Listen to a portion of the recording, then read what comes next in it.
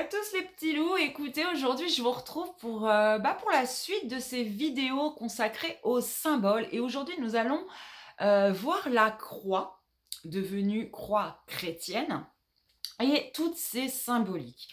Alors évidemment, c'est devenu le symbole majeur du christianisme avec la représentation essentielle de la crucifixion du Christ.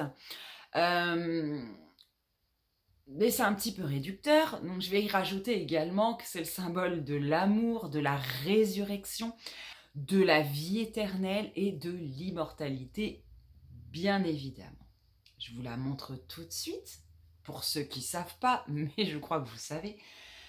C'est un symbole finalement qui représente la dualité, qui réunit en un seul emblème deux principes opposés mais inséparables. Tout ce qui est donc nous, la dualité en général. Elle est capable d'accomplir la réconciliation entre toutes les oppositions. Par exemple, entre la vie et la mort, la violence et la paix, la haine et l'amour, l'accusation et le pardon, le péché, la pureté, la défaite et la victoire. C'est dire à quel point cette croix nous représente tellement, nous qui sommes des êtres pleins de dualité. Nous avons tous un peu de chaque en nous et dans tout.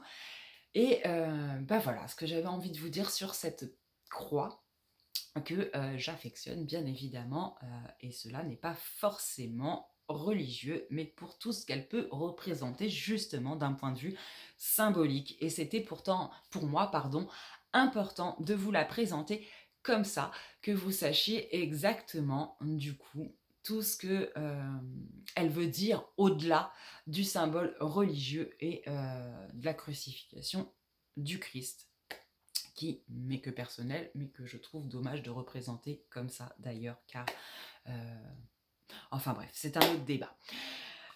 Écoutez, je vous fais des gros bisous. J'espère que vous en aurez un peu appris, un peu plus sur cette croix chrétienne. Et moi, je vous fais des gros bisous. À très vite. Bye.